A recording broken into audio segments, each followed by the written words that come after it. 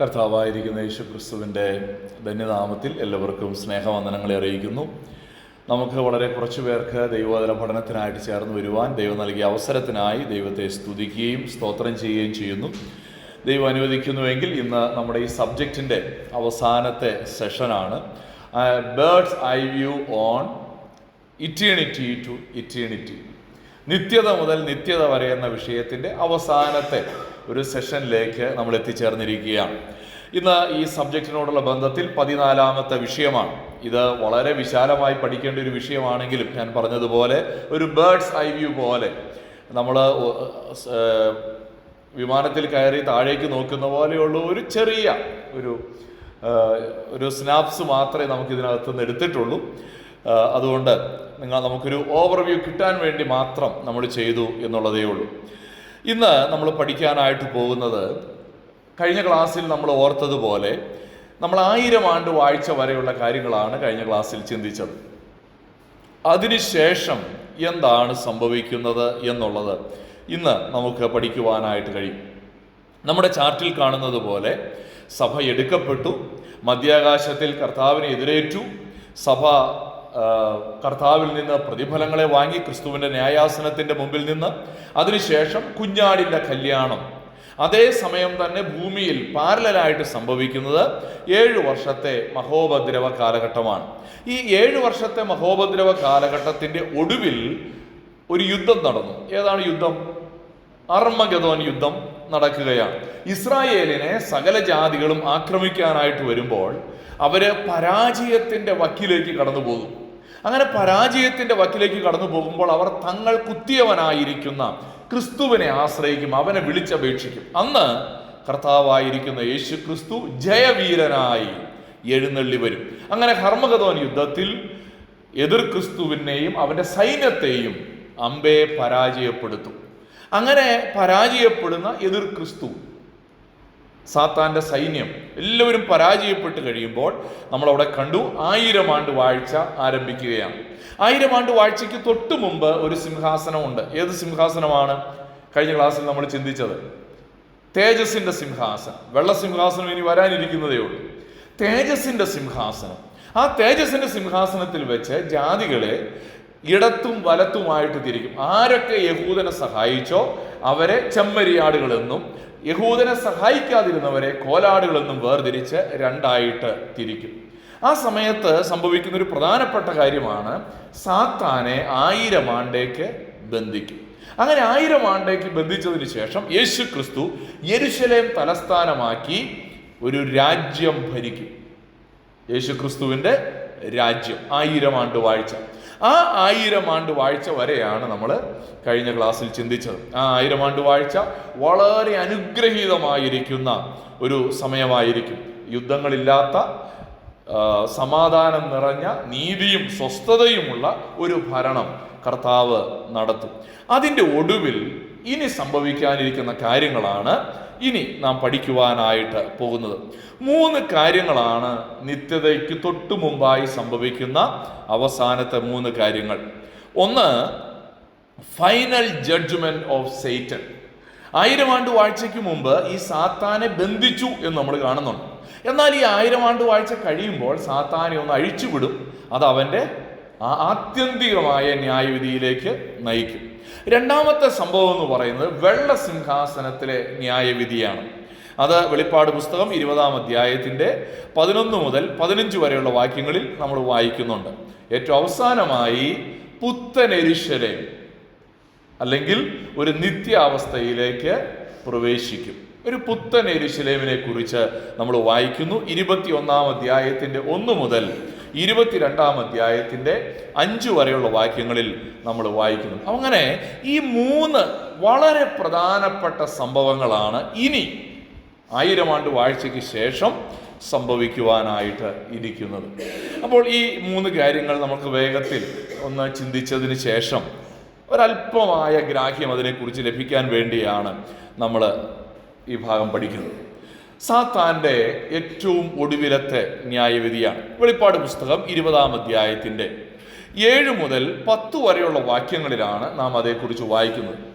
6 വരെയുള്ള വാക്യങ്ങളിൽ ഈ മില്ലേനിയത്തെ കുറിച്ച് നമ്മൾ വായിച്ചു. 1000 ആണ്ട് വാഴ്ച. ഈ മില്ലേനിയത്തിന് ശേഷം എന്ത് സംഭവിക്കും? 1000 ആണ്ട് വാഴ്ച കഴിയുമ്പോൾ, അല്ലെങ്കിൽ സഹസ്രാബ്ദ വാഴ്ച കഴിയുമ്പോൾ സംഭവിക്കുന്ന ഒന്നാമത്തെ പ്രധാനപ്പെട്ട കാര്യം, സാത്താനെ 1000 ആണ്ടേക്ക് ബന്ധിച്ചിരുന്ന ആ ബന്ധനത്തിൽ നിന്ന് വിടുവിക്കും, സ്വതന്ത്രമാക്കുകയാണ്. നോക്കിയാട്ടെ, 7-8 വാക്യങ്ങളിലേക്ക് വരുമ്പോൾ അവിടെ അത് കാണുന്നുണ്ട്. 1000 ആണ്ട് കഴിയുമ്പോഴോ സാത്താനെ തടവിൽ നിന്ന് അഴിച്ചുവിടും. അവൻ ഭൂമിയുടെ 4 ദിക്കിലുമുള്ള ജാതികളായി സംഖ്യയിൽ കടൽപ്പുറത്തെ മണൽ പോലെയുള്ള ഗോഗ് മാഗോഗ് എന്നവരെ യുദ്ധത്തിനായി കൂട്ടിച്ചേർക്കേണ്ടതിന് വശീകരിക്കുവാൻ പുറപ്പെടും. അപ്പോൾ 1000 ആണ്ട് വാഴ്ച കഴിഞ്ഞാൽ ആദ്യത്തെ ഒരു പ്രധാനപ്പെട്ട സംഭവം എന്ന് പറയുന്നത് സാത്താനെ അഴിച്ചുവിടുക എന്നുള്ളതാണ്. എന്തിനു വേണ്ടിയായി പിന്നെയും ഈ സാത്താനെ അഴിച്ചുവിടുന്നത്? കർത്താവ് എപ്പോഴും ഒരു കാര്യം ചെയ്യുമ്പോൾ പഴുതടച്ചേ ചെയ്യുള്ളൂ, അല്ലേ? കർത്താവ് ഒരിക്കലും ഒരു ക്വസ്റ്റ്യൻ ചോദിക്കാൻ ഇടവരുന്ന രീതിയിലൊന്നും ചെയ്യില്ല. കർത്താവ് എപ്പോ എന്ത് ചെയ്താലും പഴുതടച്ചേ ചെയ്യുള്ളൂ. എക്സ്ക്യൂസ് ഇല്ലാതിരിക്കേണ്ടതിനെന്നാണ് റോമാലേഖന കർത്താവ് പറയുന്നത്. എല്ലാ വായും അടഞ്ഞു പോകുമെന്നാണ് പറയുന്നത്. എല്ലാ വായും അടഞ്ഞു പോകും എന്ന് പറഞ്ഞാൽ അവനെ ചോദ്യം ചെയ്യാൻ, അതെന്താ അങ്ങനെ ചെയ്യേണ്ടതല്ലായിരുന്നോ എന്ന് കർത്താവിനോട് ചോദിക്കാൻ ഇടവരരുത്. അതുപോലെ കർത്താവ് ചെയ്യുള്ളൂ. യെശയ്യാപ്രവാചകൻ പറയുന്ന പോലെ, നിങ്ങളുടെ വിചാരങ്ങളല്ല എൻ്റെ വിചാരങ്ങൾ, നിങ്ങളുടെ വഴികളല്ല എൻ്റെ വഴികൾ, എൻ്റെ വിചാരങ്ങൾ നിങ്ങളുടെ വിചാരങ്ങളിലും എൻ്റെ വഴികൾ നിങ്ങളുടെ വഴികളിലും ഉയർന്നിരിക്കുക. എങ്ങനെ? ആകാശം ഭൂമിക്ക് മീതെ ഉയർന്നിരിക്കുന്നത് പോലെ കർത്താവിൻ്റെ വിചാരങ്ങളും വഴികളും ഒക്കെ നമ്മുടെ വിചാരങ്ങളിൽ നിന്നും വഴികളിൽ നിന്നും ഉയർന്നിരിക്കുകയാണ്. അപ്പോൾ അങ്ങനെ ഉയർന്നിരിക്കുന്ന ദൈവം എന്തിനു വേണ്ടിയായി ഈ സാത്താനെ അഴിച്ചുവിടുന്നത്?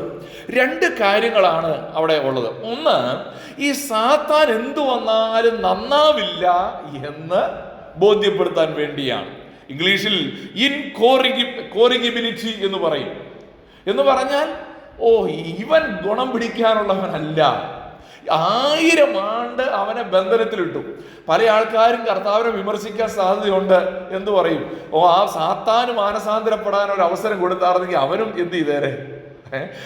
ആരെങ്കിലും അങ്ങനെ പറയുമോ എന്ന് അറിഞ്ഞുകൂടാ. അങ്ങനെ പറയാൻ ഇടവരരുത്. അതുകൊണ്ട് 1000 വർഷം അവനെ ചങ്ങലക്കിട്ടതിന് ശേഷം കർത്താവ് തുറന്നു വിട്ടിട്ട് നമ്മുടെ മുമ്പിൽ പ്രകടിപ്പിക്കുകയാണ്, ഇവൻ ഇനി ഇതല്ല, ഇനി 1000 വർഷം കൂടെ കൊടുത്താലും ഇവൻ മാനസാന്തരപ്പെടില്ല. ഇത് ബോധ്യപ്പെടുത്താൻ വേണ്ടി സാത്താനെ അഴിച്ചുവിടുകയാണ്. അതങ്ങനെ തന്നെ അല്ലേ സംഭവിച്ചതെന്ന് നോക്കിയേ. അഴിച്ചു വിട്ട ഉടനെ അവൻ എന്താ ചെയ്തത്? അവൻ ഭൂമിയുടെ 4 ദിക്കിലുമുള്ള ജാതികളായി സംഖ്യയിൽ കടൽപ്പുറത്തെ മണൽ പോലെയുള്ള ഗോഗ് മാഗോഗ് എന്നവരെ യുദ്ധത്തിനായി കൂട്ടിച്ചേർക്കേണ്ടതിന് വശീകരിക്കാൻ പുറപ്പെടും. കണ്ടോ? അഴിച്ചുവിട്ടു ഉടനെ അവൻ എന്ത് ചെയ്തു? വീണ്ടും കർത്താവിനെതിരെ യുദ്ധം ചെയ്യാനായിട്ട് ഇറങ്ങി പുറപ്പെടുകയാണ്. അങ്ങനെ പുറപ്പെട്ടു കഴിഞ്ഞപ്പോൾ ആരെ വിളിച്ചുകൊണ്ട് വന്നെന്നാ പറയുന്നേ? അവിടെ ഗോഗ് മാഗോഗ് എന്നവരെ യുദ്ധത്തിനായിട്ട് കൂട്ടിച്ചേർക്കുക. അത് മനുഷ്യരെ കുറിച്ചാണ് പറയുന്നത്, ഗോഗ് മാഗോഗ്. അപ്പൊ എന്തിനാ അവിടെ ഒരു പ്രധാനപ്പെട്ട ഒരു കാര്യം നമുക്ക് പഠിക്കേണ്ട? അവിടെയാണ് രണ്ടാമത്തെ കാര്യം, മനുഷ്യന്റെ ഡിപ്രേവിറ്റി. മനുഷ്യൻ 1000 വർഷം കർത്താവ് രാജാവായിട്ട് ഭരിച്ചു കാണിച്ചു കൊടുത്തു. അങ്ങനെ ഭരിച്ചു കാണിച്ചു കൊടുത്തിട്ടും ആ 1000 ആണ്ട് വാഴ്ചയിൽ ഉണ്ടായിരുന്ന മനുഷ്യരിൽ അനേകരും പിന്നെയും കർത്താവിനോട് മറുതലിക്കുകയാണ്. ഈ 1000 ആണ്ട് വാഴ്ചയിലേക്ക് പ്രവേശിച്ച ഒത്തിരി ആളുകളുണ്ടല്ലേ. 1000 ആണ്ട് വാഴ്ചയ്ക്ക് മുമ്പ് ഈ ഭൂമിയിൽ ഉണ്ടായിരുന്ന ആ ചെമ്മരിയാടുകൾ എന്ന് പറയുന്ന ഒരു കൂട്ടര്, പിന്നെ ദൈവമക്കളായ ആളുകൾ, ഇവരെല്ലാം ഈ 1000 ആണ്ട് വാഴ്ചയിലുണ്ട്. പക്ഷേ ഈ 1000 ആണ്ട് വാഴ്ചക്കാലത്ത് ഭൂമിയിൽ ഒരുപാട് കുഞ്ഞുങ്ങൾ ജനിക്കുന്നുണ്ട്. ഈ കുഞ്ഞുങ്ങളൊക്കെ വളർന്നു വലുതാവുകയാണ്. നമ്മൾ കഴിഞ്ഞ ക്ലാസ്സിൽ കണ്ടു, അന്ന് ഒരു കുഞ്ഞു പോലും നേരത്തെ മരിക്കില്ല, 100 വയസ്സ് വരെയൊക്കെ ജീവിക്കും. ആർക്കും ഒരു അപകടം പറ്റിപ്പോലും ഒരു മരണം ഉണ്ടാകില്ല. ആ ജനത്തിൽ ഒരു പറ്റം ആളുകൾ ആരുടെ കൂടെ കൂടും? സാത്താന്റെ കൂട്ടത്തിൽ ഈ മത്സരത്തിൽ പങ്കുകാരാകും. ഈ 2 കാര്യങ്ങൾ പഠിപ്പിക്കാനാണ് സാത്താനെ അഴിച്ചുവിട്ടത്. ഒന്ന്, സാത്താൻ എന്തു വന്നാലും മാനസാന്തരപ്പെടില്ല എന്ന് പഠിപ്പിക്കാൻ. 2, മനുഷ്യൻ അരിഷ്ടനാണെന്ന് ബോധ്യപ്പെടുത്താൻ. യേശുക്രിസ്തു യെരൂശലേം തലസ്ഥാനമാക്കി സുന്ദരമായൊരു ഭരണം നടത്തിയിട്ട് പോലും വീണ്ടും ആ കർത്താവിനെതിരെ മത്സരിക്കുന്ന ഒരു കൂട്ടരെ അവിടെ കാണിക്കുകയാണ്. അപ്പോൾ അതാണ് പ്രത്യേകമായിട്ട് നമുക്കിവിടെ കാണുവാനായിട്ട് കഴിയുന്നത്. ആ കൂട്ടരെന്ന് പറയുന്നത് 1000 ആണ്ട് വാഴ്ചക്കാലത്ത് ജനിച്ച ആളുകളാണ്. അവര് യേശുവിനെ രക്ഷിതാവും കർത്താവുമായി സ്വീകരിച്ചില്ല. 1000 ആണ്ട് വാഴ്ചയുടെ എല്ലാ നന്മകളും അനുഭവിച്ചു. എന്നിട്ട് എന്ത് ചെയ്യുകയാണ്? അവർ കർത്താവിനെതിരെ മത്സരിക്കുക. ചില ആളുകൾ പറയില്ലേ, ആ ഏദൻ തോട്ടത്തിന് നടുക്ക് അങ്ങനെ വൃക്ഷം കൊണ്ടുപോയി വെച്ച ദൈവമല്ലേ കുറ്റക്കാരൻ?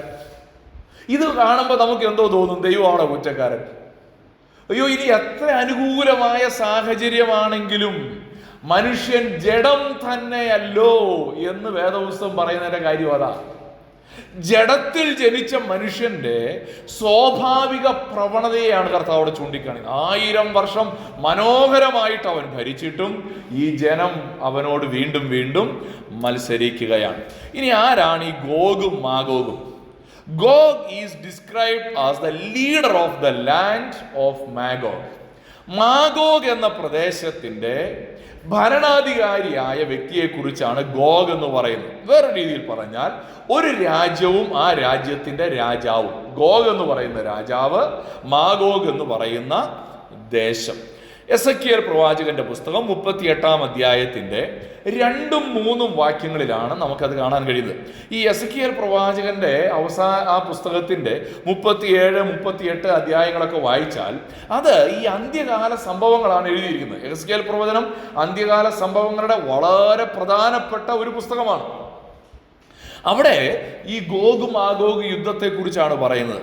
ഈ ഗോഗും മാഗോഗും ആരായിരുന്നു? അവിടെ നമ്മൾ ഇങ്ങനെയാ വായിക്കുന്നത്: മനുഷ്യപുത്ര, രോഷ്, മേശക്, തൂബൽ എന്നിവയുടെ പ്രഭുവായി മാഗോഗ് ദേശത്തിലെ ഗോഗിന്റെ നേരെ നീ മുഖം തിരിച്ച് അവനെ കുറിച്ച് പ്രവചിച്ചു പറയേണ്ടത്: യഹോവയായ കർത്താവ് ഇപ്രകാരം അരുളി ചെയ്യുന്നു, രോഷ്, മേശക്, തൂബൽ എന്നിവയുടെ പ്രഭുവായ ഗോഗേ, ഞാൻ നിനക്ക് വിരോധമായിരിക്കുന്നു. അപ്പോൾ ഇവിടെ ഗോഗ് ആരാണ്? ഈ ദേശത്തിന്റെ പ്രഭുവാണ് എന്ന് നമുക്ക് അവിടെ കാണുവാനായിട്ട് കഴിയുന്നുണ്ട്. അപ്പോൾ ഇനി അവരെന്തോ ചെയ്യും? ഈ സാത്താന്റെ നേതൃത്വത്തിൽ അവരെന്ത് ചെയ്യുകയാണ്? വീണ്ടും വീണ്ടും മത്സരിക്കുന്നു. ആ മത്സരമാണ് നമ്മൾ താഴേക്ക് വായിക്കുന്നത്. വെളിപ്പാട് 20-ാം അധ്യായത്തിന്റെ 9-ാമത്തെ വാക്യത്തിൽ നാം ഇങ്ങനെ വായിക്കുന്നു: അവർ ഭൂമിയിൽ പരക്കെ ചെന്ന് വിശുദ്ധന്മാരുടെ പാളയത്തെയും പ്രിയ നഗരത്തെയും വളയും. എന്നാൽ ആകാശത്ത് നിന്ന് തീ ഇറങ്ങി അവരെ ദഹിപ്പിച്ചു കളയും. അവരെ വഞ്ചിച്ച പിശാചിനെ മൃഗവും കള്ളപ്രവാചകനും കിടക്കുന്ന ഗന്ധക പൊയ്കയിലേക്ക്, തീപ്പൊയ്കയിലേക്ക് തള്ളിയിടും. അവർ എന്നേക്കും രാപ്പകൽ ദണ്ഡനം അനുഭവിക്കും. ഇവരെ ചെയ്യാൻ പോകുന്നത് ഈ 1000 ആണ്ട് വാഴ്ചയുടെ ക്യാപിറ്റൽ ഏതാണ്? തലസ്ഥാനം യെരൂശലേമാണ്. യെരൂശലേമിനെ വളയുകയാണ്. അതാണ് അവിടെ നമ്മൾ വായിക്കുന്നത്: വിശുദ്ധന്മാരുടെ പാളയത്തെയും പ്രിയ നഗരത്തെയും. പ്രിയ നഗരം, യെരൂശലേമിനെ ബൈബിളിൽ വിശേഷിപ്പിച്ചിരിക്കുന്ന ചില പേരുകളുണ്ട്. മനോഹര ദേശം, ദാനിയേൽ പ്രവചനത്തിൽ വിളിച്ചിരിക്കുന്ന ഒരു പേരാണ് മനോഹര ദേശം എന്നതുപോലെ ഇവിടെ ഉപയോഗിച്ചിരിക്കുന്ന ഒരു പ്രയോഗമാണ് പ്രിയ നഗരം. പ്രിയ നഗരത്തെയും വളയും. എന്നാൽ എന്ത് സംഭവിക്കും? അവിടെ സംഭവിക്കുന്ന ഒരു കാര്യം, വലിയ യുദ്ധമൊന്നും നടക്കാൻ പോകുന്നില്ല. ഹർമഗദോൻ യുദ്ധം എന്ന് പറയുന്നത് ഭയങ്കര തീവ്രമായ യുദ്ധമാണ്.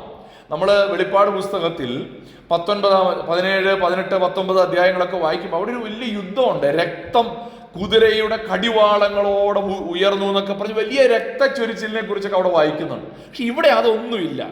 എന്താ സംഭവിച്ചത്? ആകാശത്തു നിന്ന് തീ ഇറങ്ങി അവരെ അങ്ങ് ദഹിപ്പിച്ചു കളയും. കർത്താവിന് യുദ്ധം ചെയ്യാനൊന്നും എന്ത് ചെയ്യുന്നില്ല, മെനക്കെടുന്നില്ല.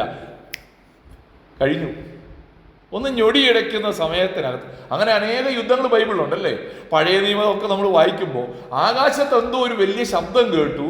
ആ ശബ്ദത്തോടു കൂടെ ഇസ്രായേൽ യുദ്ധം ജയിച്ചു. ഒരു ശബ്ദം കേൾപ്പിച്ചുകൊണ്ട് യുദ്ധം ചെയ്യിപ്പിക്കുന്ന ദൈവമാണ് നമ്മുടെ ദൈവം.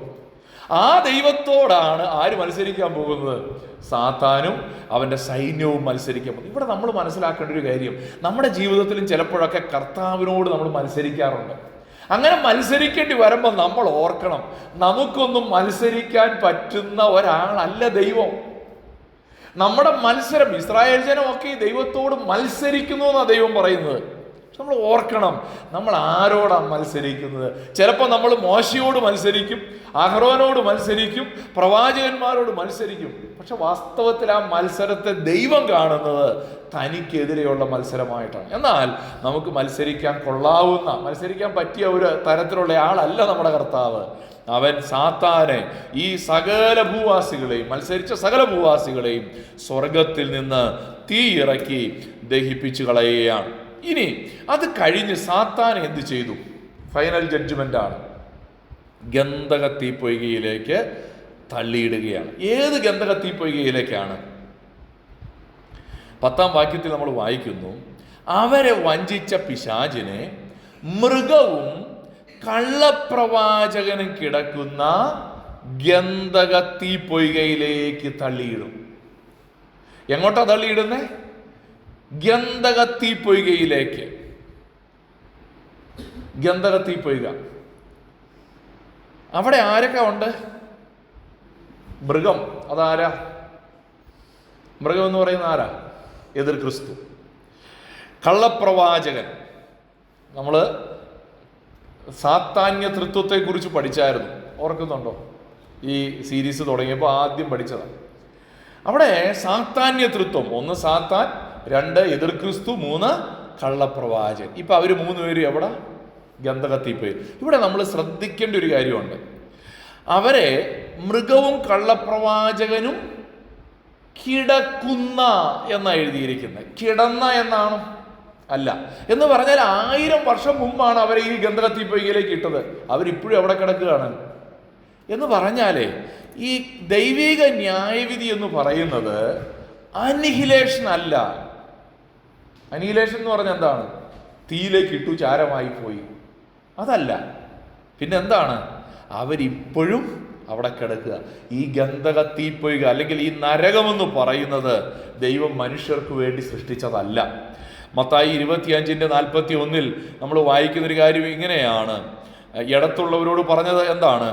ശപിക്കപ്പെട്ടവരെ എന്നെ വിട്ട് പിശാചിനും അവന്റെ ദൂതന്മാർക്കും ഒരുക്കിയിരിക്കുന്ന നിത്യാഗ്നിയിലേക്ക് പോകുവിൻ. ആ തീപ്പൊയ്കയെ വിളിച്ചിരിക്കുന്നത് ആർക്ക് വേണ്ടി ഒരുക്കിയെന്നാണ്? മനുഷ്യർക്ക് വേണ്ടിയല്ല, പിശാചിനും അവന്റെ ദൂതന്മാർക്കും. പക്ഷെ നമുക്ക് വേണ്ടി സൃഷ്ടിച്ചതല്ല എങ്കിൽ പോലും നമ്മൾ എവിടെ വീഴാൻ സാധ്യതയുള്ളവരായിരുന്നു? ഗന്ധക തീപ്പൊയ്കയിൽ, ഈ നിത്യ നരകാഗ്നിയിലേക്ക് വീഴേണ്ടവരുന്നു. എന്നാൽ അത് അവിടെ നമ്മൾ വായിക്കുന്നത്, അവിടെ 1000 വർഷം കഴിഞ്ഞിട്ടും ഈ മൃഗവും കള്ളപ്രവാചകനും അവിടെ കിടക്കുകയാണ് എന്ന് പറഞ്ഞാൽ ആ നിത്യദണ്ഡനത്തെക്കുറിച്ച് അവിടെ പറയുന്നത്. 1000 വർഷം കഴിഞ്ഞു കഴിഞ്ഞാലും അവിടെ ഇല്ലേ, നമ്മളൊരു തീയിലേക്ക് അല്ലെങ്കിൽ ഒരു തീപ്പൊയ്കയിലേക്ക് മനുഷ്യൻ വീണെന്ന് പറഞ്ഞാൽ പിന്നെ മനുഷ്യനില്ല, തീർന്നു. അങ്ങനെ അവസാനിക്കുകയല്ല. ഈ നിത്യനരകമെന്ന് പറയുമ്പോൾ, നിത്യനരകത്തിന്റെ ശിക്ഷാവിധി എന്ന് പറയുമ്പോൾ അവിടെ മനസ്സിലാക്കേണ്ട ഒരു കാര്യം, അവിടെ കിടന്ന് ഇങ്ങനെ നരകിച്ചുകൊണ്ടിരിക്കുകയാണ്. നമ്മൾ ആ നരകിക്കുക എന്നുള്ള വാക്കുണ്ടല്ലോ, അതിന് ആക്ഷരീകമായിട്ട് അത് സംഭവിക്കുകയാണ്. അത് യഥാർത്ഥത്തിൽ സംഭവിക്കുകയാണ്. അല്ലാതെ തീയിലേക്ക് വീണു കത്തി എരിഞ്ഞ് ചാമ്പലായി പോവുകയല്ല പ്രിയപ്പെട്ടവരെ. അവിടെയാണ് ഈ ശിക്ഷാവിധിയുടെ ഭയാനകത്വം നമുക്ക് പഠിക്കുവാനായിട്ട് കഴിയുന്നത്. ഇനി അത്രയും കാര്യങ്ങളാണ് നമ്മളവിടെ കണ്ടത്. ഇനി നമ്മൾ അടുത്ത ഭാഗത്തേക്ക് പോകാനായിട്ട് ഒരുങ്ങുകയാണ്. അടുത്ത ഭാഗത്ത് നമ്മൾ വായിക്കുന്നത് വെള്ള സിംഹാസനത്തിലെ ന്യായവിധിയാണ്. White throne judgment. വെള്ള സിംഹാസനത്തിലെ ന്യായവിധി. ഇത് അധികം ഒന്നും വിശദീകരിക്കേണ്ട ആവശ്യമില്ല. വാസ്തവത്തിൽ വളരെ എളുപ്പമാണ്. ആ വേദഭാഗത്ത് എഴുതിയിരിക്കുന്നത് വായിക്കാനുള്ളതേ ഉള്ളൂ. വെളിപ്പാട് 20-ാം അധ്യായത്തിന്റെ 11ഉം 12ഉം വാക്യങ്ങളിൽ നാം ഇങ്ങനെ വായിക്കുന്നു, ഞാൻ വലിയൊരു വെള്ള സിംഹാസനവും അതിൽ ഒരുത്തൻ ഇരിക്കുന്നതും കണ്ടു. അവന്റെ സന്നിധിയിൽ നിന്ന് ഭൂമിയും ആകാശവും ഓടിപ്പോയി. അതെന്തായിരിക്കും അവിടെ പറയുന്നത്? ഞാൻ അടുത്ത ഭാഗത്തേക്ക് വരുമ്പോൾ വിശദീകരിക്കാം. അവിടെയാണ് അതിൻ്റെ റെലവൻസ്. അവയെ പിന്നെ കണ്ടില്ല. ഏതൊക്കെയാണ്? ആകാശവും ഭൂമിയും. 12-ാം വാക്യം, മരിച്ചവർ ആബാലവൃദ്ധം സിംഹാസനത്തിന് മുൻപിൽ നിൽക്കുന്നതും കണ്ടു. പുസ്തകങ്ങൾ തുറന്നു. ജീവന്റെ പുസ്തകമെന്ന മറ്റൊരു പുസ്തകവും തുറന്നു. പുസ്തകങ്ങളിൽ എഴുതിയിരുന്നതിനൊത്തവണ്ണം മരിച്ചവർക്ക് അവരുടെ പ്രവർത്തികൾ കടുത്ത ന്യായവിധി ഉണ്ടായി. വെള്ള സിംഹാസനത്തിലെ ന്യായവിധി, ആ വെള്ള എന്ന് പറയുന്നത് വാസ്തവത്തിൽ ആ ന്യായവിധിയുടെ പ്യൂരിറ്റിയെ സൂചിപ്പിക്കാനാണ്, അല്ലെങ്കിൽ ന്യായം വിധിക്കുന്നവന്റെ വിശുദ്ധിയെ സൂചിപ്പിക്കാൻ വേണ്ടിയാണ്. നമ്മൾ ഈ ഭാഗത്ത് വായിക്കുന്നൊരു കാര്യമാണ്, അല്ലെങ്കിൽ വെളിപ്പാട് പുസ്തകത്തിലൊക്കെ കാണുന്ന ഒരു കാര്യമാണ്. അശുദ്ധരായ ഒരുത്തനും കയറാത്ത ഒരു ഇടത്തേക്കാണ് നിത്യത വാതിൽ തുറക്കുന്നത്. അപ്പൊ അതിനു മുമ്പ് ആ വിശുദ്ധിയുടെ വലിയൊരു പ്രകടനമായിട്ട് ഇവിടെ കാണാൻ കഴിയുകയാണ് വൈറ്റ് ത്രോൺ ജഡ്ജ്മെന്റ്. ഇവിടെ ആരാ സിംഹാസനത്തിൽ ഇരിക്കുന്നത്? വെള്ള സിംഹാസനത്തിൽ ഇരിക്കുന്നത് ആരാ? യേശു ക്രിസ്തുവാണ്. അങ്ങനെ പറയാനൊരു കാരണമുണ്ട്. യോഹന്നാന്റെ സുവിശേഷം 5-ാം അധ്യായത്തിന്റെ 22-ാം വാക്യത്തിൽ പറയുന്നത് ഇങ്ങനെയാണ്: എല്ലാവരും പിതാവിനെ ബഹുമാനിക്കുന്നത് പോലെ പുത്രനെയും ബഹുമാനിക്കേണ്ടതിന് പിതാവ് ആരെയും ന്യായം വിധിക്കാതെ ന്യായവിധി എല്ലാം പുത്രന് കൊടുത്തിരിക്കുന്നു. ന്യായവിധി ആരെയാ ഏൽപ്പിച്ചത്? പുത്രനായ യേശു ക്രിസ്തുവിനെ. അതുകൊണ്ട് ക്രിസ്തുവിന്റെ ന്യായാസനം, ആദ്യത്തെ ന്യായാസനം ബീമാ സീറ്റ് ഓഫ് ജഡ്ജ്മെന്റ്, രണ്ടാമത്തേത് ക്രിസ്തുവിന്റെ തേജസിന്റെ സിംഹാസനം, മൂന്നാമത്തേത് വെള്ള സിംഹാസനം. ഇതിൽ മൂന്നിലും ആരായിരിക്കുക? യേശു ക്രിസ്തുവാണ് ഇരിക്കുന്നത് എന്ന് നമുക്ക് കാണുവാനായിട്ട് കഴിയും. ഇവിടെ നമ്മൾ മനസ്സിലാക്കേണ്ട ഒരു കാര്യം, അവിടെ നമ്മൾ വായിച്ചൊരു കാര്യം, രക്ഷിക്കപ്പെടാത്ത മരിച്ചവരെല്ലാം വെളിപ്പെടാൻ പോകുന്ന ഇടം ഈ വെള്ള സിംഹാസനത്തിന്റെ ന്യായവിധിയാണ്. നമുക്ക് ആ ഭാഗങ്ങൾ വായിച്ചാൽ നമുക്ക് കാണാനായിട്ട് കഴിയും. 12-ാമത്തെ വാക്യം തുടങ്ങുന്ന ഇങ്ങനെയാണ്: മരിച്ചവർ ആബാലവൃദ്ധം സിംഹാസനത്തിന്റെ മുമ്പിൽ നിൽക്കുന്നതും കണ്ടു. അപ്പോൾ മരിച്ചവരെല്ലാവരും എന്ത് ചെയ്യും? ഉയർത്തെഴുന്നേൽക്കും. രക്ഷിക്കപ്പെട്ടവരെല്ലാം എന്ത് ചെയ്തു? ഒന്നാമത്തെ പുനരുദ്ധാനത്തിൽ ഭാഗ്യവാന്മാരായിട്ട് ഉയർത്തെഴുന്നേൽക്കുന്നുണ്ട്. 1000 ആണ്ട് വാഴ്ചയ്ക്ക് തൊട്ടു മുമ്പ് അവരെല്ലാവരും ഉയർത്തെഴുന്നേറ്റ് കഴിയും. ആദ്യം കുറെ പേര് ക്രിസ്തുവിന്റെ ന്യായാസനത്തിന്റെ മുമ്പിൽ വെളിപ്പെടേണ്ടതിന് വേണ്ടി ഉൽപ്രാപണ സമയത്ത് ഉയർത്തെഴുന്നേൽക്കും. മഹാപീഡന കാലത്തെ വിശുദ്ധന്മാരെല്ലാവരും ഉയർത്തെഴുന്നേൽക്കുന്ന എപ്പോഴായിരിക്കും? 1000 ആണ്ട് വാഴ്ചയ്ക്ക് മുമ്പായിട്ട് ഉയർത്തെഴുന്നേൽക്കും. ഓർക്കുന്നുണ്ടോ? കഴിഞ്ഞ ക്ലാസ്സിലും കൂടെ ഞാനത് പറഞ്ഞിരുന്നു, മറന്നു, വിട്ടുപോയി. കുഴപ്പമില്ല, എല്ലാവരും ഒന്ന് യൂട്യൂബിൽ കയറി ഒന്നോടെ ഈ സീരീസ് ഒന്ന് ഫോളോ ചെയ്താൽ അത് പെട്ടെന്ന് മനസ്സിലാകും. ഓക്കെ, അപ്പോ അത് കഴിഞ്ഞിട്ട് ഇനി ഉയർത്തെഴുന്നേൽക്കുന്നവരെല്ലാം രക്ഷിക്കപ്പെടാത്തവരാണ്. യേശുവിനെ ജീവിതത്തിന്റെ രക്ഷിതാവും കർത്താവുമായി അംഗീകരിക്കാത്തവരെല്ലാം ഉയർത്തെഴുന്നേൽക്കുന്നത് ഈ വെളിപ്പാട് 20:12 മരിച്ചവർ ആബാലവൃദ്ധം സിംഹാസനത്തിന്റെ മുമ്പിൽ നിൽക്കുന്നതും കണ്ടു. എന്നിട്ട് അവിടെ പറയുന്നത് പുസ്തകങ്ങൾ തുറന്നു. ബൈബിളിൽ എത്ര പുസ്തകങ്ങളെ കുറിച്ച് പറയുന്നുണ്ട്? സ്വർഗത്തിലെ 2. ഏതൊക്കെയാണ്? 2 ജീവന്റെ പുസ്തകം, സ്മരണയുടെ പുസ്തകം. ചില ദേവദാസന്മാർ പറയുന്നുണ്ട് ജീവപുസ്തകം എന്ന് പറയുന്നത് വേറൊരു പുസ്തകമാണ് എന്ന് പറയുന്നവരും ഉണ്ട്. ജീവിച്ചിരിക്കുന്നവരുടെ എല്ലാം പേരെഴുതിയൊരു പുസ്തകം എന്നൊരു അഭിപ്രായവും വേറെ രീതിയിലുണ്ട്. പക്ഷെ ഞാൻ അതിനെ ഒന്നായിട്ടാണ് കാണുന്നത്. അത് 2 പുസ്തകമായിട്ട് എനിക്ക്, കാരണം മോശയോടുള്ള ബന്ധത്തിൽ മോശ പറയുന്നില്ലേ, നീ ഈ ജനത്തെ ദൈവം ഈ ജനത്തെ നശിപ്പിക്കണം പറയുന്നുണ്ട്. അവരെ നശിപ്പിക്കരുത്, എൻ്റെ പേര് എന്ത് ചെയ്തോ, ജീവപുസ്തകത്തിൽ നിന്ന് അങ്ങ് വെട്ടിക്കളഞ്ഞേരെ എന്ന് പറയുന്ന കാര്യമാണ്. മായ്ച്ചു കളഞ്ഞേക്കാൻ മോശ പറയുന്ന ഒരു കാര്യമാണ്. അപ്പോൾ അങ്ങനെ 3 പുസ്തകങ്ങളാണ് പ്രധാനമായിട്ടുള്ളത്. വേറെയും പുസ്തകങ്ങളുണ്ട്. പുസ്തകങ്ങൾ തുറന്നു എന്നിവിടെ നമുക്ക് കാണാനായിട്ട് കഴിയുന്നുണ്ട്. അവിടെ പ്രത്യേകമായിട്ട് എടുത്തു പറഞ്ഞ പുസ്തകമാണ് ജീവന്റെ പുസ്തകം എന്ന മറ്റൊരു പുസ്തകവും തുറന്നു. അപ്പൊ സ്മരണയുടെ പുസ്തകം കൂടാതെ വേറെയും പല പുസ്തകങ്ങളും ഉണ്ട്. അതുകൊണ്ടാണ് പുസ്തകങ്ങൾ തുറന്നു, ജീവന്റെ പുസ്തകം എന്ന മറ്റൊരു പുസ്തകവും തുറന്നു എന്ന് പ്രത്യേകമായിട്ട് വായിക്കുന്നത്. എന്നിട്ട് അവിടെ പറഞ്ഞിരിക്കുന്ന കാര്യം ശ്രദ്ധിച്ചേ, പുസ്തകങ്ങളിൽ എഴുതിയിരുന്നതിന് ഒത്തവണ്ണം മരിച്ചവർക്ക് അവരുടെ പ്രവർത്തികൾക്കൊത്ത ന്യായവിധി ഉണ്ടായി. അപ്പോൾ ഈ മരിച്ചവരെല്ലാവരും ഉയർത്തെഴുന്നേറ്റ് കഴിഞ്ഞിട്ട് അവരുടെ എല്ലാം ന്യായവിധി എങ്ങനാണ്? പ്രവർത്തികൾക്കൊത്ത ന്യായവിധി. ഈ സ്വർഗത്തിൽ പോണവരെല്ലാം കൂടെ ഒറ്റയടിക്ക് സ്വർഗത്തിൽ പോകുമല്ല, നമ്മൾ നേരത്തെ കണ്ടു അല്ലേ?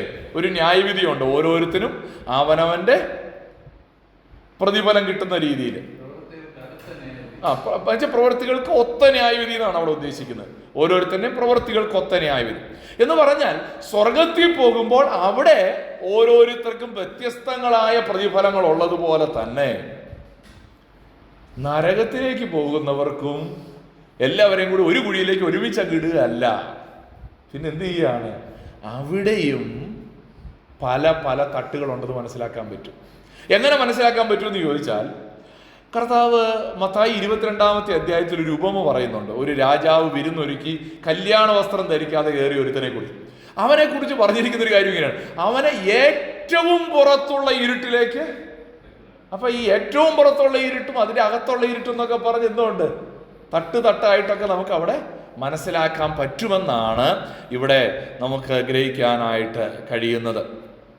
13 മുതലുള്ള വാക്യങ്ങളിൽ നമ്മൾ കാണുന്നൊരു കാര്യമാണ്, സമുദ്രം തന്നിലുള്ള മരിച്ചവരെ ഏൽപ്പിച്ചു കൊടുത്തു എന്ന് പറഞ്ഞാൽ, സമുദ്രത്തിൽ ടൈറ്റാനിക്കിൽ മുങ്ങി മരിച്ച രക്ഷിക്കപ്പെടാത്തവരൊക്കെ അന്നേരം ഉയർത്തെഴുന്നേക്കാൻ പോകുന്നത്. മരണവും പാതാളവും തങ്ങളിലുള്ള മരിച്ചവരെ ഏൽപ്പിച്ചു കൊടുത്തു. മരിച്ചവരെല്ലാവരും രക്ഷിക്കപ്പെടാത്തവരെല്ലാം ഉയർത്തെഴുന്നേൽക്കുന്ന സമയമാണ്. ഓരോരുത്തരും അവനവന്റെ പ്രവർത്തികൾക്ക് അടുത്ത വിധി ഉണ്ടായി. മരണത്തെയും പാതാളത്തെയും തീപ്പൊയ്കയിൽ തള്ളിയിട്ടു. ഈ തീപ്പൊയ്ക 2ാമത്തെ മരണം. എന്നിട്ട് അവിടെ പറയുകയാണ്, ജീവപുസ്തകത്തിൽ പേരെഴുതി കാണാത്ത ഏവനെയും തീപ്പൊയ്കയിലേക്ക്. ഈ ഭാഗത്ത് ആരെയും സ്വർഗത്തിൽ കൊണ്ടുപോകുന്ന കാര്യം പറഞ്ഞിട്ടില്ല. ഇവിടെ ആകെ ഇത്രയേ ചെയ്യുന്നുള്ളൂ. കാരണം സ്വർഗത്തിൽ പോകാനുള്ളവരെല്ലാം 1000 ആണ്ട് വാഴ്ചയ്ക്കും ഉയർത്തെഴുന്നേറ്റിട്ടുണ്ട്. ഇവിടെ ഉയർത്തെഴുന്നേറ്റത് അന്നൊന്നും ഉയർത്തെഴുന്നേൽക്കാത്ത 1ാമത്തെ പുനരുദ്ധാനത്തിൽ പങ്കില്ലാത്തവരാണ് ഇപ്പോൾ ഉയർത്തെഴുന്നേറ്റിരിക്കുന്നത്. ഈ ഉയർത്തെഴുന്നേറ്റവര് ഇത്രയേ നോക്കുന്നുള്ളൂ, പേര് ജീവപുസ്തകത്തിലുണ്ടോ? ഇല്ല. ആ സ്മരണയുടെ പുസ്തകം തുറന്നു നോക്കും, ഇവന്റെ പ്രവർത്തികൾ എന്തുമാത്രം ക്രൂരത നിറഞ്ഞതായിരുന്നു, അതനുസരിച്ച് നിത്യ നരകത്തിന്റെ ശിക്ഷാവിധി ഉണ്ടാകും. ഇതാണ് വെള്ള സിംഹാസനത്തിന്റെ ന്യായവിധി എന്ന് പറയുന്നത്. ഇവിടെ ഏറ്റവും പ്രധാനപ്പെട്ട ഒരു കാര്യം, ജീവപുസ്തകത്തിൽ പേരുണ്ടോ? അതുകൊണ്ടാണ് ഒരുവന്റെ പേര് ജീവപുസ്തകത്തിലേക്ക് അങ്ങ് എഴുതി കഴിയുമ്പോൾ സ്വർഗത്തിലൊരു ഭയങ്കര സെലിബ്രേഷൻ നടക്കും. ദൂതന്മാര് സന്തോഷിക്കും. ഇല്ലെങ്കിൽ അപ്പൊ എത്ര വേദനയായിരിക്കും സ്വർഗത്തിൽ. അവിടെയാണ് നമ്മൾ സുവിശേഷം ആളുകളോട് പറയേണ്ടതിൻ്റെ ഒരു പ്രസക്തി. ഈ വലിയ ശിക്ഷാവിധി. ഒരിക്കലും ഒരു ദൈവദാസൻ പറഞ്ഞു, നമുക്ക് ഈ സുവിശേഷം പറയാനൊക്കെ മടിയാണെങ്കിൽ അവനെ പിടിച്ച് 2 ദിവസം നരകത്തിലിട്ടാൽ മതിയെന്ന്. കാരണം ഈ നരകത്തിന്റെ തീവ്രത മനസ്സിലായാൽ, അയ്യോ ഇനി ആരും അവിടെ പോകരുതെന്ന് ചിന്തിക്കും. അതുകൊണ്ടാ പറഞ്ഞത്, ഇത്ര ഭയങ്കര ശിക്ഷാവിധി, ഇത്ര ഭയങ്കരമായ ന്യായവിധി, വെള്ള സിംഹാസനത്തിന്റെ ന്യായവിധി വരാൻ പോവുകയാണ്. ആ ന്യായവിധിയുടെ ഭയാനകത്വം ഓർക്കുമ്പോൾ നമ്മൾ എത്ര അധികം കർത്താവിൻ്റെ വേല ചെയ്യണം, നമ്മൾ എത്രയധികമായി ആളുകളോട് സുവിശേഷം പറയണം. പ്രിയപ്പെട്ടവരെ, ഈ വെള്ള സിംഹാസനത്തിന്റെ ന്യായവിധി നമുക്കവിടെ കാണുവാനായിട്ട് സാധിക്കും. ഇനി 3ാമത്തെ ടോപ്പിക്കിലേക്ക് പോവുകയാണ്. അവസാനത്തെ വിഷയം, ന്യൂ ജെറുസലേം, പുത്തൻ യെരൂശലേം. പാട്ടെല്ലാവർക്കും അറിയാം. പുത്തനാമെരുശലേമിൽ എത്തും കാലമോർക്കുമ്പോൾ ഇതരയിൽ ഖേദമെല്ലാം മാഞ്ഞു പോകുന്നേ. പുത്തനാം യെരൂശലേം എന്ന് പറയുന്നത് ഭക്തന്മാര് പാടിക്കൊണ്ട് കാത്തിരുന്നൊരു സ്ഥലമാണ്. അപ്പൊ ആ പുത്തൻ യെരൂശലേമിനെ കുറിച്ചാണ് നമ്മൾ പഠിക്കാനായിട്ട് പോകുന്നത്. ഈ പുത്തൻ യെരൂശലേമിനെ കുറിച്ചൊരു വാസ്തവത്തിൽ വളരെ രസകരം എന്ന് പറയുന്നത് ശരിയല്ല, മനോഹരമായ ഒരു പഠനം നമുക്ക് വേണമെങ്കിൽ നടത്താം. ഒരു ചെറിയ പഠനം പറഞ്ഞാൽ അവിടെ നമുക്ക് കാണാൻ കഴിയും, ഈ പുത്തൻ യെരൂശലേമിന്റെ ശില്പിയും പണിക്കാരനും ആരാണ്? God is the architect and builder of the new city. എബ്രായ ലേഖനം 11-ാം അധ്യായത്തിൽ 10-ാം വാക്യത്തിൽ നമ്മൾ വായിക്കുന്നത് ഇങ്ങനെയാണ്: ദൈവം ശില്പിയായി നിർമ്മിച്ചതും അടിസ്ഥാനങ്ങളുള്ളതുമായ നഗരത്തിനായി അബ്രഹാം, ഇസ്ഹാക്കും യാക്കോബും കാത്തിരുന്നു. അപ്പൊ ഈ പുത്തനാം യെരൂശലേമിന്റെ ശില്പിയും പണിക്കാരനും നമ്മുടെ കർത്താവാണ്. അതുകൊണ്ടല്ലേ യോഹന്നാൻ 14-ാം അധ്യായത്തിന്റെ 2-3 വാക്യങ്ങളിൽ കർത്താവ് എന്താ പറഞ്ഞേ? എൻ്റെ പിതാവിൻ്റെ ഭവനത്തിൽ അനേക വാസസ്ഥലങ്ങളുണ്ട്, ഇല്ലെങ്കിൽ ഞാൻ നിങ്ങളോട് പറയുമായിരുന്നു, ഞാൻ നിങ്ങൾക്ക് സ്ഥലമൊരുക്കുവാൻ പോകുന്നു. ഞാൻ പോയി സ്ഥലമൊരുക്കിയാൽ ഞാൻ ഇരിക്കുന്ന ഇടത്ത് നിങ്ങളും ഇരിക്കേണ്ടതിന് പിന്നെയും വന്ന് നിങ്ങളെ എൻ്റെ അടുക്കൽ ചേർത്തുകൊള്ളൂ. നമ്മുടെ കർത്താവ് അണിയിച്ചൊരുക്കിയ ഒരു നഗരമാണ് പുത്തനാം യെരൂശലേം എന്ന് പറയുന്നത്. ദൈവവചനത്തിൽ നമ്മളതാണ് വായിക്കുന്നത്. വെളിപ്പാട് പുസ്തകം 21-ാം അധ്യായത്തിൽ നമുക്കത് കാണുവാനായിട്ട് കഴിയും. ഈ പുത്തനാം യെരൂശലേമിൽ ആരൊക്കെ ഉണ്ടാകും? അതിൻ്റെ പഠനത്തിലേക്ക് നമ്മൾ പ്രവേശിക്കുകയാണ്. അവിടെ 2 പ്രധാനപ്പെട്ട ഗ്രൂപ്പിനെയാണ് നമുക്ക് കാണാൻ കഴിയുന്നത്. ഒന്ന്, 12-ാമത്തെ വാക്യത്തിൽ വെളിപ്പാട് 21:12 നമ്മൾ വായിക്കുന്നത്, അവിടെ 12 ഗോത്രങ്ങളുടെയും പേര് കൊത്തിയിട്ടുണ്ട്. 12 ഗോത്രങ്ങളുടെയും പേര് കൊത്തിയിട്ടുണ്ട് എന്ന് പറഞ്ഞാൽ അവിടെ ഇസ്രായേൽ, വീണ്ടെടുക്കപ്പെട്ട ഇസ്രായേൽ മുഴുവൻ ഉണ്ടാകും. 2, 14-ാമത്തെ വാക്യത്തിൽ നമ്മൾ വായിക്കുന്നുണ്ട്, അതിൽ കുഞ്ഞാടിന്റെ 12 അപ്പോസ്തോലന്മാരുടെ 12 പേരുമുണ്ട്. അപ്പോൾ പഴയ നിയമ വിശുദ്ധന്മാരെ സൂചിപ്പിക്കുന്ന 12 ഗോത്രങ്ങൾ, പുതിയ നിയമ വിശുദ്ധന്മാരെ സൂചിപ്പിക്കുന്ന 12 അപ്പോസ്തോലന്മാരുടെ പേരുകൾ. അപ്പോൾ അതിൻ്റെ അർത്ഥം പുതിയ നിയമസഭയിലെ രക്ഷിക്കപ്പെട്ട ദൈവമക്കളൊക്കെ എവിടെ ഉണ്ടാകും? പുത്തനാം യെരൂശലേമിൽ ഉണ്ടാകും എന്നുള്ളത് നമുക്ക് കാണാനായിട്ട് കഴിയും. സ്തോത്രം. നമ്മൾ ഓർക്കേണ്ട ഒരു കാര്യം, കർത്താവ് ഒരുക്കുന്ന ഒരു ദൈവം ശില്പിയായി നിർമ്മിച്ച ഒരു നഗരത്തിന് വേണ്ടി അബ്രഹാം കാത്തിരുന്നു. ഇന്ന് നമ്മളും അതിനു വേണ്ടിയാണ് കാത്തിരിക്കുന്നത്. പക്ഷെ ആ നഗരത്തിൻ്റെ മനോഹാരിതയല്ല, നഗരത്തിൻ്റെ നടുവിൽ ഒരുവനുണ്ട്. ആരാണെന്നറിയാമോ? വെളിപ്പാട് 21:3 നാം ഇങ്ങനെ വായിക്കുന്നു, സിംഹാസനത്തിൽ നിന്ന് ഒരു മഹാശബ്ദം പറയുന്നതായി ഞാൻ കേട്ടത്, ഇതാ മനുഷ്യരോട് കൂടെ ദൈവത്തിൻ്റെ കൂടാരം, അവൻ അവരോട് കൂടെ വസിക്കും, അവർ അവന്റെ ജനമായിരിക്കും, ദൈവം താൻ അവരുടെ ദൈവമായി അവരോട് കൂടെ ഇരിക്കും. What's the main attraction of new Jerusalem? പുത്തൻ യെരൂശലേമിന്റെ ഏറ്റവും പ്രധാനപ്പെട്ട ആകർഷണം എന്താണ്? കഴിഞ്ഞ കുറച്ച് നാൾ മുമ്പ് നമ്മുടെ പത്രങ്ങളിലൊക്കെ പ്രധാന വാർത്ത എന്തായിരുന്നു? പുതിയ പാർലമെന്റ് സമുച്ചയത്തിന്റെ മനോഹാരിത, അതിൻ്റെ പണിയെക്കുറിച്ച്, അതിൻ്റെ സീറ്റിംഗ് അറേഞ്ച്മെന്റിനെ കുറിച്ച്. നമ്മുടെ നാട്ടുകാരൻ, നമ്മുടെ ഒരു സഹോദരൻ ഇല്ലേ, അതിൻ്റെ സൗണ്ട് സിസ്റ്റം ചെയ്ത് കഴിഞ്ഞപ്പോൾ അത് വലിയ കാര്യമായിട്ട് സെലിബ്രേറ്റ് ചെയ്തു. പക്ഷെ പുത്തനാം യെരൂശലേമിൻ്റെ അട്രാക്ഷൻ എന്താണെന്നറിയാമോ? അവിടുത്തെ സൗണ്ട് സിസ്റ്റം അല്ല, അവിടുത്തെ ലൈറ്റിംഗ് അല്ല, അവിടുത്തെ റോഡല്ല. അതിൻ്റെ സെൻറ്റർ ഓഫ് അട്രാക്ഷൻ എന്ന് പറയുന്നത് അവൻ അവരോട് കൂടെ വസിക്കും, അവർ അവന്റെ ജനമായിരിക്കും, ദൈവം താൻ അവരുടെ ദൈവമായി അവരോട് കൂടെ ഇരിക്കും. ഹല്ലേലൂയ. പ്രിയപ്പെട്ടവരെ, പുത്തനാം യെരൂശലേമിന്റെ ഒത്ത നടുക്ക് നമ്മുടെ വീണ്ടെടുപ്പുകാരനായ, നമ്മുടെ കർത്താവായിരിക്കുന്ന, നമ്മുടെ രക്ഷിതാവായിരിക്കുന്ന യേശു ക്രിസ്തുവിനോടുകൂടെ ആ വലിയവനായ ദൈവം നമ്മുടെ നടുവിൽ ഇറങ്ങി വസിക്കുന്ന ഒരു അനുഭവത്തെ തിരുവചനം നമ്മുടെ മുമ്പിൽ വരച്ചു കാണിക്കുകയാണ്. ദൈവത്തിന് സ്തോത്രം. എത്ര അനുഗ്രഹീതമായ ഒരു അനുഭവമായിരിക്കും അല്ലേ? ഈ പ്രപഞ്ചത്തിന്റെ സൃഷ്ടാവായ, സർവശക്തനായ, സർവജ്ഞാനിയായ, അത്യുന്നതനായ ദൈവം, അവൻ അവിടെ എഴുതിയിരിക്കുന്നത് ഇങ്ങനെയാണ്, മനുഷ്യരോടുകൂടെ ദൈവത്തിന്റെ കൂടാരം. ദൈവം മനുഷ്യരുടെ നടുവിൽ വന്ന് കൂടാരമടിക്കുക. ഇതേ അർത്ഥത്തിലാണ് സമാഗമന കൂടാരവും ഒക്കെ അതിൻ്റെ നിഴലാണ്. അതിൽ ആക്ഷരീകമായി നമ്മൾ അനുഭവിക്കാൻ പോകുന്നത് ഈ പുത്തനാം യെരൂശലേമിൻ്റെ അനുഭവത്തിലായിരിക്കും എന്നുള്ളതാണ്. എന്നാൽ അവിടെ ഒരു പ്രധാനപ്പെട്ട കാര്യം നമ്മൾ ഓർക്കേണ്ടത്, ആരൊക്കെയാണ് ഈ പുത്തനാം യെരൂശലേമിൽ പ്രവേശിക്കാൻ പോകുന്നത്? വെളിപ്പാട് 21:27 പറയുന്നു, കുഞ്ഞാടിൻ്റെ ജീവപുസ്തകത്തിൽ എഴുതിയിരിക്കുന്നവനല്ലാതെ അശുദ്ധമായത് യാതൊന്നും മ്ലേച്ഛതയും ഭോഷ്കും പ്രവർത്തിക്കുന്നവൻ ആരും അതിൽ കടക്കുകയില്ല. അപ്പോൾ പുത്തനാം യെരൂശലേമിൽ ആര് മാത്രമേ കയറുള്ളൂ? വിശുദ്ധന്മാർ മാത്രമേ കയറൂ. സ്തോത്രം. അവിടെ പറയുകയാണ്, ഈ അശുദ്ധമായത് യാതൊന്നും മ്ലേച്ഛതയും ഭോഷ്കും പ്രവർത്തിക്കുന്നവനാരും അതിൽ കടക്കുകയില്ല എന്ന് നമുക്കവിടെ കാണുവാനായിട്ട്. പലപ്പോഴും ഈ പുത്തനാം യെരൂശലേമിനെ കുറിച്ച് പഠിക്കുമ്പോൾ അവിടെ ഒരു പ്രത്യേക വാക്ക് നമുക്ക് കാണാനായിട്ട് കഴിയും. വെളിപ്പാട് 21:24. അവിടെ ഒരു ജാതികൾ എന്ന് മലയാളത്തിൽ ഉപയോഗിച്ചിട്ടുണ്ട്. ജാതികൾ പുത്തനാം യെരൂശലേമിന്റെ വെളിച്ചത്തിൽ നടക്കും. ഭൂമിയുടെ രാജാക്കന്മാർ തങ്ങളുടെ മഹത്വം അതിലേക്ക് കൊണ്ടുവരും എന്ന് എഴുതിയിരിക്കുക. അപ്പൊ ഇത് വായിക്കുമ്പോൾ ഒരു സംശയം വരാൻ സാധ്യതയുണ്ട്. ഇതാരായി ഈ ജാതികൾ? ആരായിരിക്കും?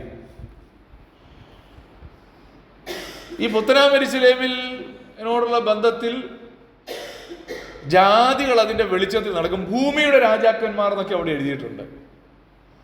തങ്ങളുടെ മഹത്വം അതിലേക്ക് കൊണ്ടുവരും എന്നൊക്കെ എഴുതി. ഇതാരെക്കുറിച്ചായി പറയുന്നത്?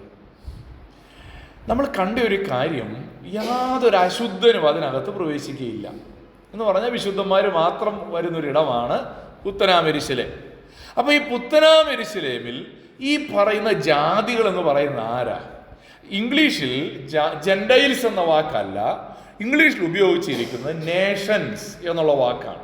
മൂലപദത്തോട് നീതി പുലർത്തുന്ന കുറച്ചുകൂടെ നല്ല വാക്ക് അതാണ്. നേഷൻസ്, രാജ്യങ്ങൾ എന്ന അർത്ഥത്തിലാണ്. അപ്പോൾ ഇവിടെ പറയുന്ന ഈ രാജ്യങ്ങൾ ഏതാണ്? ഞാൻ അതിനെക്കുറിച്ച് പ്രാർത്ഥിക്കുകയും പഠിക്കുകയും ഒക്കെ ചെയ്തപ്പോൾ എനിക്ക് മനസ്സിലായ ഒരു കാര്യം ഇങ്ങനെയാണ്. ഈ രക്ഷിക്കപ്പെട്ട ദൈവമക്കൾക്ക് പല പ്രതിഫലങ്ങളാണല്ലോ കൊടുക്കുന്നത്. എല്ലാവർക്കും ഒരേ പ്രതിഫലമല്ല കൊടുത്തത്. ഈ പ്രതിഫലത്തിനനുസരിച്ച് അവരെ ഇങ്ങനെ ഓരോ രാജ്യങ്ങളായിട്ടൊക്കെ ഇങ്ങനെ വേർതിരിക്കും. എന്നിട്ട് അവരുടെ മേൽ അധികാരം നടത്താൻ വേണ്ടി 10 പട്ടണത്തിന് അധികാരിയാക്കിയവരുണ്ടാകും, ഇല്ലേ? ദേശങ്ങൾക്ക് അധിപതികളാക്കിയവരൊക്കെ ഉണ്ടാവും. വിശ്വസ്തതയനുസരിച്ച് അവരുടെ രാജാക്കന്മാരെ കുറിച്ച് നമ്മളവിടെ കാണുന്നുണ്ട്. എന്ന് പറഞ്ഞാൽ പുത്തനാം യെരൂശലേം നഗരം ഇങ്ങനെ വിളങ്ങി ശോഭിക്കുമ്പോൾ അതിൻ്റെ ചുറ്റുമുള്ള പുതിയ ആകാശവും പുതിയ ഭൂമിയുമുണ്ട്. ഈ പുതിയ ആകാശവും പുതിയ ഭൂമിയും എന്ന് പറഞ്ഞാൽ നമ്മൾ നേരത്തെ കണ്ടു, ആ ആകാശവും ഭൂമിയും പിന്നെ കണ്ടില്ല. ഞാൻ പറഞ്ഞു പിന്നെ പറയാമെന്നല്ലേ. ആ പഴയ ആകാശവും പഴയ ഭൂമിയും അങ്ങ് നീങ്ങിപ്പോകും. നീങ്ങിപ്പോയിട്ട് ഒരു പുതിയ ആകാശവും പുതിയ ഭൂമിയും ഉണ്ടായി. ആ ഭൂമിയിലേക്കാണ് ഈ പുത്തനാം യെരൂശലേം ഇങ്ങനെ ഇറങ്ങി വരുന്നത്. അങ്ങനെ ഇറങ്ങി വരുമ്പോൾ ഭൂമി, അതിന് നടുവിൽ പുത്തനാം യെരൂശലേം. ഈ പുത്തനാം യെരൂശലേമിന്റെ വെളിച്ചത്തിൽ ഈ ചുറ്റുമുള്ള ഭൂമിയിൽ, പുതിയ ഭൂമിയിൽ ദൈവമക്കൾ പാർക്കും. ആ പുത്തനാം യെരൂശലേമിലാണ് ക്രിസ്തുവിന്റെ സാന്നിധ്യം. അതിൻ്റെ വെളിച്ചത്തിലാണ് ഈ ചുറ്റുപാടുമുള്ള ഭൂമി. ഇവിടെ പറയുന്ന ജാതികൾ രക്ഷിക്കപ്പെടാത്ത ജാതികളല്ല. കാരണം അവർക്കൊരു സാധ്യതയില്ല അവിടെ. അവരുടെ അധിപതികൾ യെരൂശലേമിൽ കയറുമെങ്കിൽ അശുദ്ധന്മാര്, രക്ഷിക്കപ്പെടാത്തവർ കയറിയാൽ. അതുകൊണ്ട് ഇത് ദൈവമക്കളെ കുറിച്ച് പറയുന്ന ഒരു കാര്യമാണെന്നുള്ളത് നമ്മൾ മറക്കരുത്. ഇനി ആ നിത്യ അനുഭവം എങ്ങനായിരിക്കും? ആ പുത്തനാം യെരൂശലേമിന്റെ ഒരു എക്സ്പീരിയൻസ് എന്താണ്? അതോടെ നമുക്ക് പറഞ്ഞ് അവസാനിപ്പിക്കണം. 21-ാം അധ്യായം 1 മുതൽ 22-5 വരെയുള്ള ചില വാക്യങ്ങളാണ് നമുക്കവിടെ കാണുവാനായിട്ട് കഴിയുന്നത്. ഇവിടെ ഉൽപ്പത്തി പുസ്തകവുമായിട്ടുള്ള ഒരു താരതമ്യമാണ് അവിടെ കൊണ്ടുവന്നിരിക്കുന്നത്. നമുക്കറിയാം, ഉൽപ്പത്തി പുസ്തകത്തിൽ കണ്ടു ദൈവം ആകാശവും ഭൂമിയും സൃഷ്ടിച്ചു.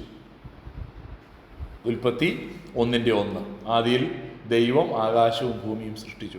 എന്നാൽ വെളിപ്പാട് 21:1 വരുമ്പോൾ അവിടെ പറയുന്നത്, ഞാൻ പുതിയ ആകാശവും പുതിയ ഭൂമിയും കണ്ടു, A new heaven and earth. ഒന്നാമത്തെ ആകാശവും ഒന്നാമത്തെ ഭൂമിയും ഒഴിഞ്ഞുപോയി. കണ്ടോ? അപ്പോൾ ഒന്നാമത്തെ ആകാശം ഒന്നാമത്തെ ഭൂമി ഒഴിഞ്ഞുപോയി. പകരമായി ദൈവം ഒരു പുതിയ ആകാശത്തെയും പുതിയ ഭൂമിയെയും സൃഷ്ടിച്ചു. 2, അവിടെ നമ്മൾ വായിക്കുന്നത് ഒരു സൂര്യനെ കുറിച്ചാണ്. ഉൽപ്പത്തി 1:16 സൂര്യന്റെ സൃഷ്ടിയെക്കുറിച്ച് നമ്മൾ വായിക്കുന്നുണ്ട്. എന്നാൽ വെളിപ്പാട് 21:23 പറയുന്ന ഒരു കാര്യം ഇങ്ങനെയാണ്, അവിടെ സൂര്യന്റെ ആവശ്യമില്ല.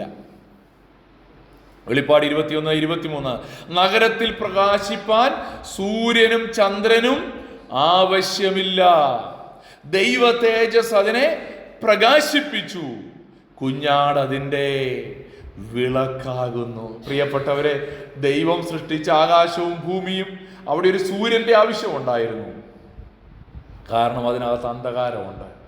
എന്നാൽ പുത്തനാം യെരൂശലേമിന്റെ പ്രത്യേകത, അവിടെ വൈകുന്നേരമാകുമ്പോൾ ലൈറ്റ് തെളിക്കേണ്ട ആവശ്യമില്ല, അവിടെ വൈകുന്നേരങ്ങളില്ല, അവിടെ സൂര്യന്റെ ആവശ്യമില്ല, ദൈവ തേജസ് അതിനെ പ്രകാശിപ്പിക്കുകയാണ്. താഴേക്ക് പോകുമ്പോൾ 21:25 വായിക്കുന്നൊരു കാര്യമുണ്ട്, അവിടെ രാത്രിയില്ല. 21:25 22:5 നമ്മൾ വായിക്കുന്നത് എങ്ങനെയാണ്, രാത്രി അവിടെ ഇല്ലല്ലോ, രാത്രി അവിടെ ഇല്ലല്ലോ, ഇനി രാത്രി ഉണ്ടാകയില്ല. രാത്രിയില്ലാത്ത ഒരിടം. സന്ധ്യയാകുമ്പോൾ നമ്മൾ നാട്ടിലെ ആളുകളൊക്കെ വീട്ടിൽ കയറും. സന്ധ്യയാകുമ്പോൾ ഒന്ന് പുറത്തേക്ക് ഇറങ്ങണമെങ്കിൽ ഒരു ടോർച്ചെങ്കിലും കയ്യിൽ പിടിക്കും, വെളിച്ചം വേണം. പക്ഷേ ടോർച്ച് ലൈറ്റിൻ്റെ ആവശ്യമില്ലാത്ത, എവറഡി കമ്പനിയുടെ സഹായം ആവശ്യമില്ലാത്ത ഒരു സ്ഥലം പുത്തനാം യെരൂശലേം സ്വർഗം ഒരുക്കിക്കൊണ്ടിരിക്കുകയാണ്. 4 അവിടെ സമുദ്രമില്ല. ഉൽപ്പത്തി 1:10 ദൈവം സമുദ്രത്തെ സൃഷ്ടിച്ചതിനെ കുറിച്ച് വായിക്കുന്നുണ്ട്. വെളിപ്പാട് 21:1 നമ്മൾ വായിക്കുന്നു, സമുദ്രവും ഇനിയില്ല. ഇവിടെ എന്താ ഈ സമുദ്രമില്ല എന്ന് പറയുന്നതിൻ്റെ ഒരു റെലവൻസ്?